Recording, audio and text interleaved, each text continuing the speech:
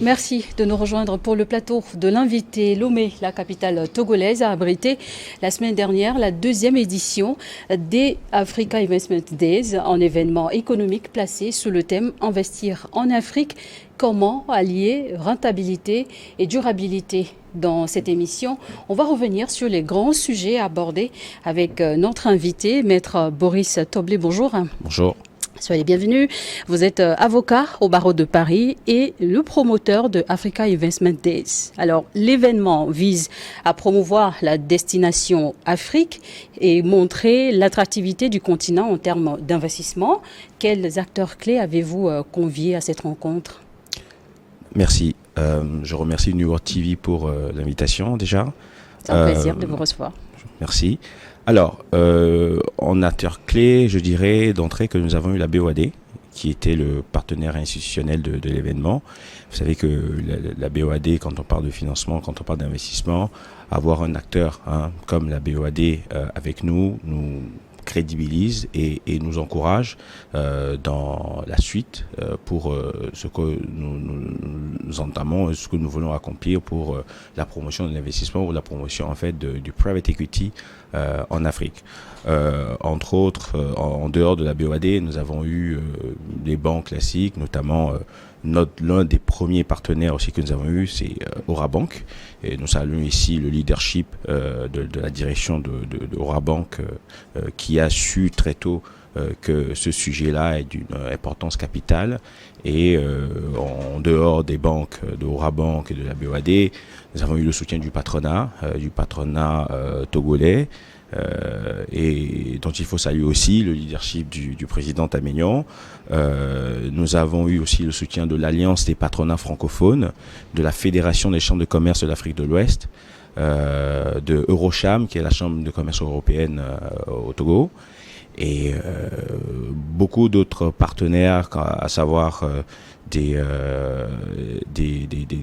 compagnies d'assurance et des partenaires d'autres pays comme le groupe Crédit Access de Côte d'Ivoire, le fonds Brightmore Capital, pour ne citer que ceux-là pour commencer. Et dans les rangs des participants, qui est-ce qu'on avait noté? Au-delà, peut-être des entrepreneurs, certainement. Nous avons noté des entrepreneurs, des directeurs de grandes institutions financières. Le groupe African Guarantee Fund, par exemple, était présent avec son directeur d'Afrique de l'Ouest qui a même participé à des panels. Nous avons eu certains secrétaires ou certains responsables de ministères. Et je dirais aussi que nous avons eu des juristes, des avocats de renom, notamment Maître Yves Lacroix, avocat du cabinet Arendt, qui est le premier cabinet d'avocats d'affaires au Luxembourg, des avocats du cabinet Bird Bird, donc des confrères, je dirais, qui ont bien voulu accompagner la vision, accompagner, je dirais, la mise en place de cet événement.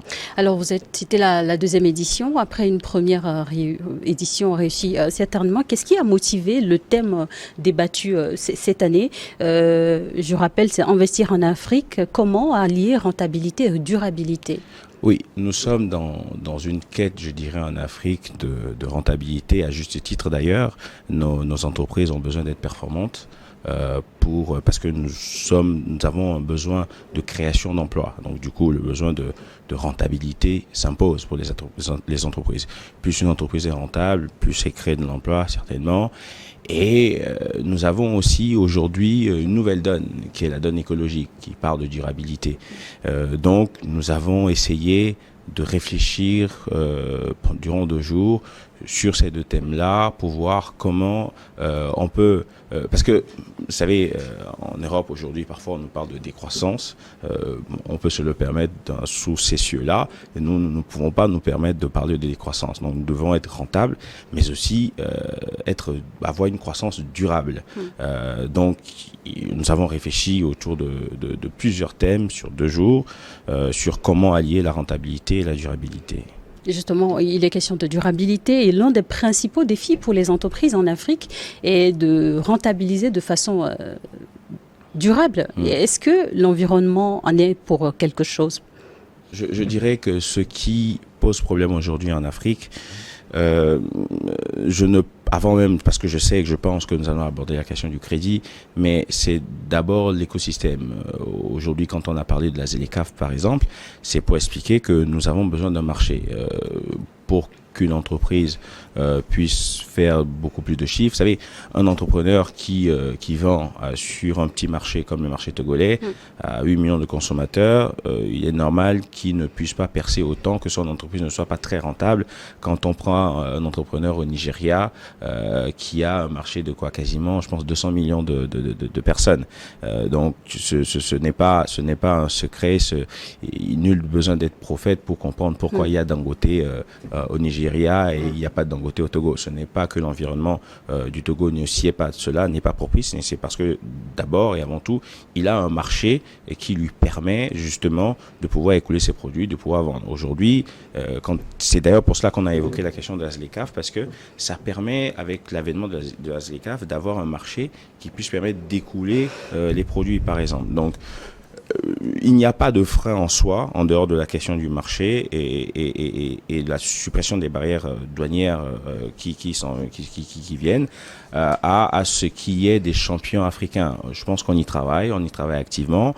D'ailleurs, dans bien de domaines, il y a eu des avancées. Quand je prends par exemple le domaine juridique, nous avons le droit WADA, qui est le droit des affaires de 17 pays d'Afrique. C'est déjà un marché juridique en soi. 17 pays, quasiment 300 millions de personnes. Vous savez, de la même manière, les sûretés, les garanties au Togo se forment de la même manière au Gabon, au Congo, en Côte d'Ivoire. Pareil pour la constitution la mise en place en fait des constitutions de société.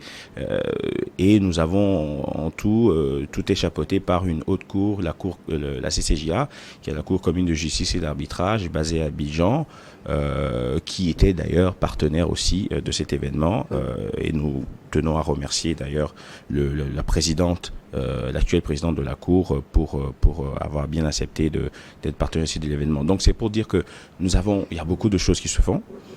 Il faut, et c'est ça notre rôle, c'est ça notre but, l'expliquer, démocratiser ce qui se fait déjà, démocratiser le private equity ou le capital d'investissement, parce que aujourd'hui, de manière classique, les gens pensent que le financement se fait toujours par la dette, par le crédit.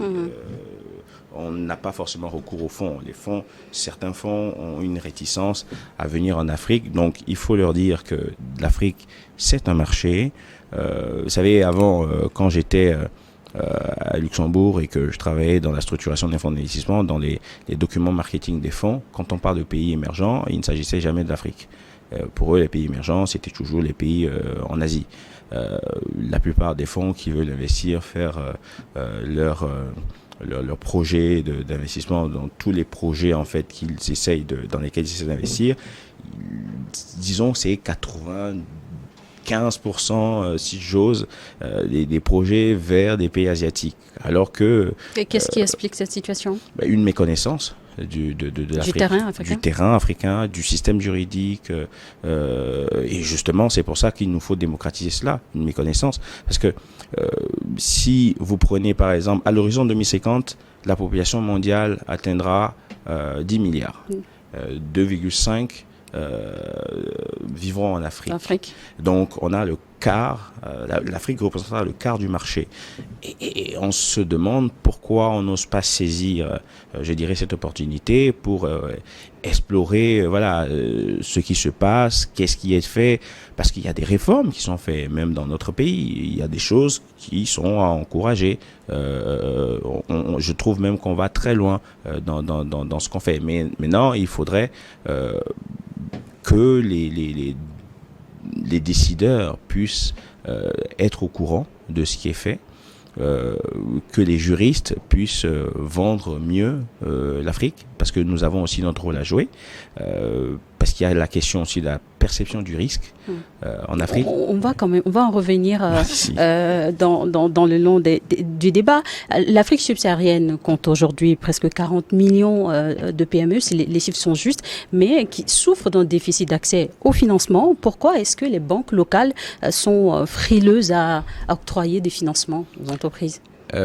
Parce que je n'ose pas jeter, je dirais, la pierre aux PME, mais il y a aussi parfois, je ne dirais pas un manque de rigueur, mais je dirais un manque de track record dans ce que font les PME. C'est-à-dire que vous n'allez pas solliciter de l'argent auprès des banques comme si vous demandez de l'argent à votre cousin ou à votre ami à la maison. C'est-à-dire que il y a des indicateurs, il y a le sérieux dans la gestion, il y a le marché, il y a le projet en soi, le business plan que vous avez déjà de base.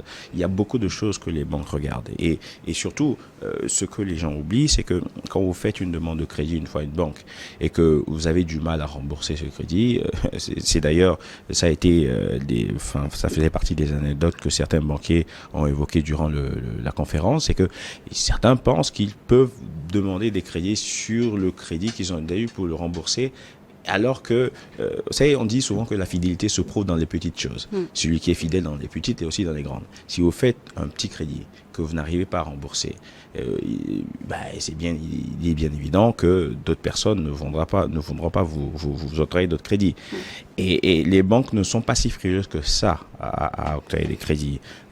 Même si aujourd'hui, nous, notre ambition, notre projet, notre vision serait de dire qu'on peut avoir accès à d'autres types de financement, notamment par l'equity, et ne plus avoir recours forcément au crédit bancaire qui est très lourd à supporter par les entreprises.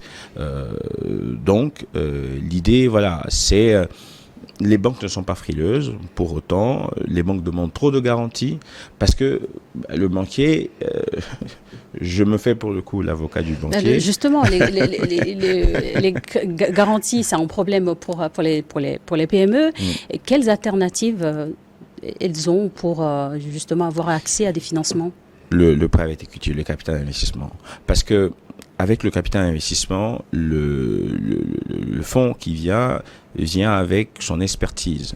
Il vient vous aide à restructurer en fait votre gouvernance et il vous apporte son savoir-faire, il vous apporte aussi des fonds, et lui, il ressort au bout d'un certain nombre d'années. Et ça a marché dans beaucoup de pays, quand on prend les pays en Asie justement, où les fonds sont présents, le private equity a une certaine forme d'essor dans ces pays-là. Et donc, l'idée aujourd'hui, c'est que il y a déjà des fonds impact en Afrique qui financent à hauteur de 200 000 euros, 300 000 euros des PME, notamment le fonds Brightmore qui était présent, dirigé par Madame Deitio. Il y a plusieurs fonds impact en Afrique. Et comment informez-vous les acteurs du domaine de ces opportunités? C'est ce que nous faisons là, pour le coup. Parce que, à travers des conférences débats? À travers des conférences débats, l'objectif aussi de ma présence ici. Mais est-ce qu'il n'y a pas aussi derrière besoin de formation pour justement leur permettre de maîtriser toutes les exigences du processus? C'est clair. Le besoin de formation, on ne peut pas l'occulter. Et ça, je dirais qu'il ne s'agit pas simplement des PME. Ce besoin de formation, il le faut dans bien domaine. Oui. Voilà, oui. Et nous le faisons à notre niveau, au niveau de notre cabinet, au niveau de la SCP Toblier Associés et du cabinet Toblier à Prime aussi à Paris. Nous essayons de former, dans une certaine mesure, les dirigeants de PME que nous suivons, certains à titre pro bono, dans le cadre en fait de la revue de leur contrat, pour nous expliquant en fait des principes, les bases même, je dirais, des contrats. C'est beaucoup d'entrepreneurs en Afrique décident de se lancer parce qu'ils sentent un bon coup, parce qu'ils, à juste titre d'ailleurs, ils se battent, ils veulent s'en sortir et ils se donnent les moyens. Sauf que à l'impossible, nul n'est tenu. Il y a des bases juridiques qu'il faut avoir pour comprendre certaines choses qu'ils doivent acquérir tout au long en fait de leur exercice. Il nous appartient à nous de ne pas les taxer, de les accompagner, et c'est aussi, je dirais, du patriotisme économique ou du patriotisme juridique, d'expliquer certaines choses aux gens et d'amoindrir les coûts, parce que lors de la conférence, certains entrepreneurs ont expliqué qu'ils ne viennent pas forcément voir les avocats avant d'entamer toute démarche parce que cela a un coût Et justement, quand tu es une PME, ce qu'une PME recherche avant tout, c'est d'amoindrir ses coûts. Et donc, nous, les avocats, les juristes, nos conseils ne sont pas donnés. On l'entend, cela, ça fait des années qu'on l'entend. Et on essaye, dans une certaine mesure, d'accompagner les projets auxquels on croit aussi et d'aider à mieux comprendre, à mieux structurer, je dirais, leur business. En matière d'investissement, quels sont les challenges auxquels se confrontent généralement les parties prenantes, notamment les entreprises, et quelles solutions ont pu en ressortir de ces rencontres, débats? En matière d'investissement, les entreprises, je dirais, il y a assez, par exemple pour les entreprises dans la tech, je pense que c'est assez facile. Hein. Il y a des levées de fonds. Quelle est la particularité? La particularité, c'est que ils prennent exemple déjà sur ce qui se passe ailleurs, sur tous ceux qui sont dans la tech en Afrique rêvent d'être une entreprise de la Silicon Valley. Donc du coup, ils prennent exemple sur ce qui se passe ailleurs, sur comment structurer leur opération, comment structurer leur business pour pouvoir lever des fonds. Et ils justement, ils s'éduquent énormément. Moi, tous mes amis que j'ai qui sont dans la tech, ils n'ont même pas besoin de moi pour leur expliquer. Par les innovations? Par les innovations. Parce que, justement, je pense que c'est leur domaine et ils n'attendent pas à ce qu'on leur explique ce qu'ils doivent faire. Parce que, généralement, c'est des gens passionnés. Quand on n'est pas dans la tech, les autres PME, généralement, les gens sont blasés parce qu'ils pensent. Parfois à tort, qu'il y a trop de réglementation, il y a trop d'exigences, alors que je pense que généralement l'environnement en Afrique, il est vrai, est plus difficile qu'ailleurs, mais on essaye, chaque pouvoir public dans chaque pays essaye de rendre, d'avoir un cadre favorable à l'investissement, favorable en fait à l'entrepreneuriat. Et nous aussi, justement, notre rôle, ce serait aussi d'accompagner en expliquant, c'est quoi un fonds d'investissement, quand est-ce qu'il faut se préparer à une opération. C'est des notions à maîtriser. C'est des notions à maîtriser. C'est des notions à maîtriser. Alors, on va revenir sur la conférence des entrepreneurs. Beaucoup de personnes ont participé à cet événement et ont débattu. Mais quelles étaient les préoccupations majeures relevées? Les préoccupations majeures, je pense que vous les savez, c'est l'accès au financement. Les entrepreneurs, c'est assez marrant parce que le panel qui a même le plus duré, c'est le besoin de financement dans la stratégie de croissance des PME.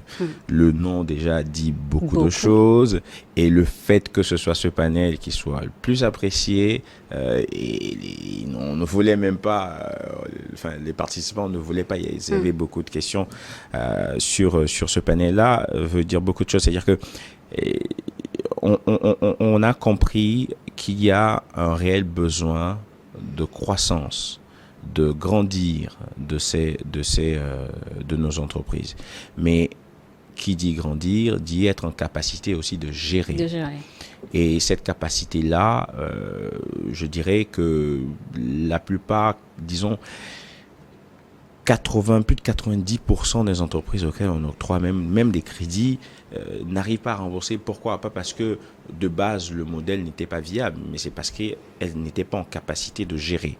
Et donc, parce que c'est aussi cela qu'il faut expliquer. La gestion doit être plus sérieuse déjà.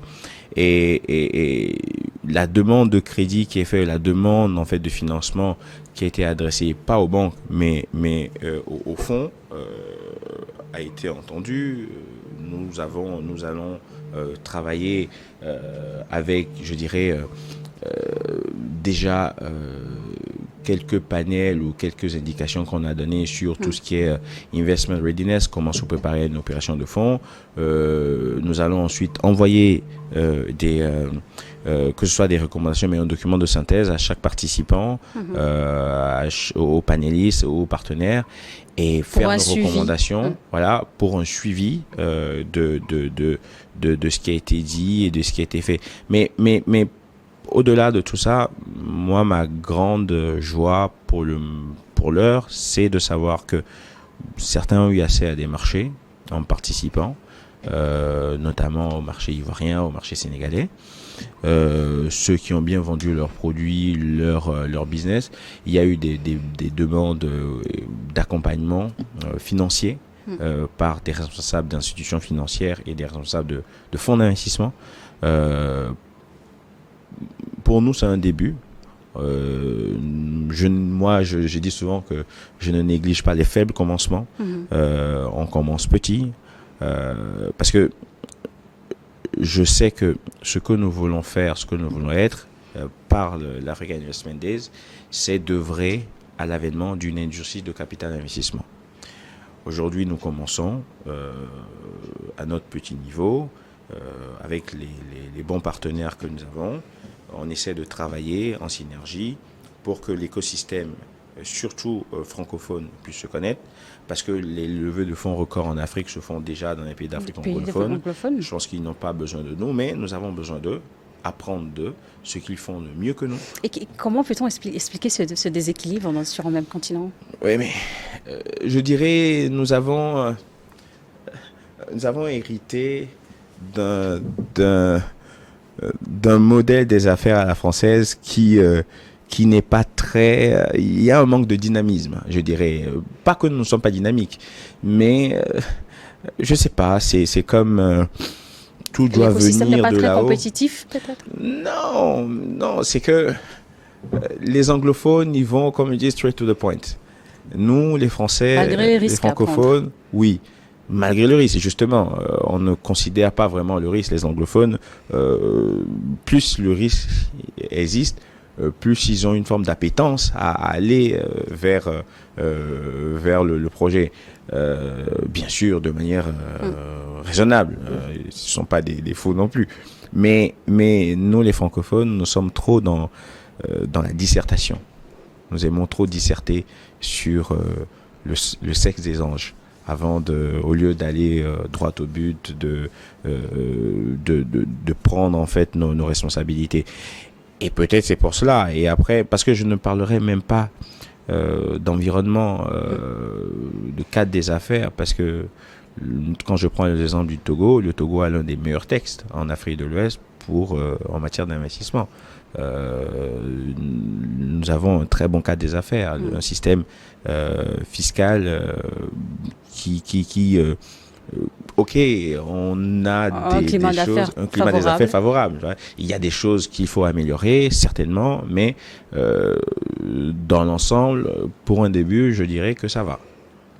Africa Investment Days, un rendez-vous économique pour promouvoir donc les potentialités du continent en matière de business et attirer plus d'investisseurs.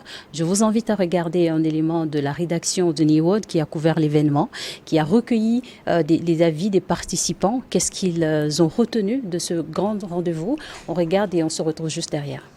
Les projets ont été pitchés, des projets qui sont diversifiés dans le secteur de l'environnement, dans le secteur de la fourniture de produits et de services, dans le secteur de l'énergie, des énergies renouvelables. Ces projets obéissent tous donc, à un vecteur commun, c'est des projets qui n'ont pas encore démarré et qui nécessitent une meilleure structuration en matière de ceux qui en font la promotion, de comment est-ce qu'ils comptent donc produire ou vendre sur le territoire et en dehors des frontières. Donc, quelle est la spécificité ou la singularité de ces produits-là? Quel est le retour sur investissement attendu donc, de la vente de ces produits, sans oublier la prise en compte d'un certain nombre de facteurs endogènes ou exogènes qui peuvent être des risques à anticiper ou lorsqu'ils surviennent, comment est-ce qu'ils les mitigent. Donc il s'est agi pour moi d'écouter ces projets, la façon dont ces projets sont adressés et de mettre en avant un certain nombre de pièges donc, à éviter pour que ces projets séduisent notamment les investisseurs, les capital risqueurs, ou des banquiers ou des microfinanceurs, de sorte à ce que ce soit des projets qui s'inscrivent dans la durée, mais aussi des projets dont l'accès au financement donc, est facilité. On a vu donc tout au cours de ces 2 jours comment sur certains secteurs, notamment le secteur agricole, mais également le secteur numérique et encore d'autres secteurs, comment l'on pouvait trouver des moyens d'investir dans ces secteurs qui sont challengeants, qui vont être l'avenir de l'Afrique, et comment l'on investit, c'est-à-dire soit par de la dette ou soit par de l'equity. Je tiens particulièrement à remercier l'association d'abord pour mon invitation, et ensuite de les féliciter pour cet événement très réussi. Bienvenue, merci de nous retrouver sur le plateau de l'invité. Nous sommes avec Maître Boris Toblet, avocat au barreau de Paris et promoteur de Africa Investment Days. Donc à cette rencontre, il y a eu aussi des opportunités pour les entrepreneurs de pitcher leurs projets. Comment ça s'est passé? Alors, nous avons fait dans un premier temps un travail de fond avec certains entrepreneurs déjà togolais, aussi sénégalais, ivoiriens, mais bon, vu là pour l'édition à Lemay, avec beaucoup d'entrepreneurs togolais, et ce qui en est ressorti, c'est que souvent, quand on leur demande de pitcher leur propre business, ils comprennent l'idée et ils savent où est-ce qu'ils veulent en venir, mais ils ont du mal à convaincre. Pas parce que le projet n'est pas bon, mais parce que le projet est mal vendu. Donc l'idée, quand on avait parlé de pitch d'entrepreneur, c'est que certains étaient réticents. Ils pensaient qu'ils allaient devoir encore pitcher. Et à leur demande, on a changé le principe. Ce qu'on a fait, c'est que ils étaient tous dans une salle. Ils ont pitché chacun leur projet à certains responsables de fonds ou d'institutions financières, et on leur a expliqué quelles étaient les lacunes dans leur pitch, dans leur présentation. Et ça a été très enrichissant. On l'a fait le dernier jour, et ça fait partie d'ailleurs, j'en rigole parce que certains m'ont dit à la sortie de ce pitch d'entrepreneur qu'ils auraient aimé ne faire que ça durant toute une journée, parce que c'était bénéfique. Pas que les autres panels ou les autres interventions n'étaient pas bien, mais ils ont beaucoup appris, et on a accepté faire le suivi, notamment, vous avez passé l'élément tout à l'heure du PDG de Crédit Access, qui doit revoir, des business plans et des business models de certaines entreprises. C'est aussi le lieu pour moi de le remercier pour son engagement envers les entreprises togolaises. Et dans ce genre d'exercice, qu'est-ce qui séduit tout de suite les investisseurs qui suivent les présentations de projets? Ce qui se dit un investisseur, c'est la rentabilité. Un investisseur, quand il comprend qu'un business est rentable et qu'il faut mettre un petit billet, il est séduit. Après, il y a d'autres personnes qui sont aussi, qui peuvent être suivies par le projet en lui-même et par la vision, et surtout ce qu'on leur a fait comprendre aussi par l'équipe dirigeante. Généralement, ceux qui n'ont aucune capacité, aucune expérience dans la gestion, se mettent à gérer seuls une entreprise ou une start-up qui, quand bien même elle est prometteuse, ne séduit pas parce que ils ne sont pas entourés. Donc, il y a ce besoin aujourd'hui de s'entourer, de mettre dans un comité de direction des personnes qui sont reconnues comme étant des gestionnaires, comme ayant fait des choses. Recruter les compétences nécessaires. Recruter déjà les compétences, mais aussi être conseillé et mettre cela à leur actif par des gens qui ont déjà, qui ont une forme d'expertise dans leur domaine. Parce que on dit souvent que c'est au bout de l'ancienne corde qu'on tisse la nouvelle. Nous devons intégrer ce principe même en économie. Puisqu'on parle d'investissement, quels sont les secteurs prometteurs aujourd'hui sur le continent en Afrique? En Afrique, le secteur agricole est toujours et sera toujours prometteur. C'est-à-dire que nous avons besoin de nourrir nos populations. On investit, les réformes sont même faites pour qu'on investisse plus. Vous savez, j'ai discuté tout récemment avec le directeur de la législation et du contentieux à l'OTR, Office togolais des recettes, et il m'expliquait que, par exemple, que les tracteurs, il y a beaucoup d'engrais au Togo qui sont exonérés de droits de douane et de plein de choses, mais qui devraient plutôt être des facteurs d'investissement, mais les gens ne sont pas au courant. Il faut aller à l'information. Il faut aller à l'information. Sur la question du genre, comment est-ce que vous abordez cette thématique? On l'a abordé, la question du genre dans l'action au financement. C'était même très houleux. J'en ai encore. Comment accompagner aujourd'hui les femmes On accompagne déjà les femmes et on ne les accompagne pas parce qu'elles sont femmes, on les accompagne parce qu'elles sont performantes. Ça, il faut le dire. Les entreprises aujourd'hui en Afrique et tous les banquiers sont unanimes là-dessus qui remboursent sont les entreprises dirigées par des femmes. Très rapidement, après cette deuxième édition, quels sont les chantiers à venir pour vous? Les chantiers à venir, c'est nous travaillons déjà à la troisième édition avec d'autres partenaires. Déjà institutionnels et aussi nous à terme nous essayons de mettre en place des deal rooms, mais j'aurai l'occasion de revenir là-dessus via des publications ou si vous m'invitez. Mais bien sûr que nous serons très très enchantés de vous recevoir à nouveau sur ce plateau pour parler des opportunités pour les entrepreneurs et tous les acteurs de l'écosystème. Nous étions donc avec vous, Maître Boris Toblé. Vous êtes avocat au barreau de Paris et promoteur de Africa Investment Days. Merci d'avoir répondu à notre invitation. C'est moi qui vous remercie de m'avoir invité. Merci de rester avec nous. Le programme continue sur Niveau d'Info.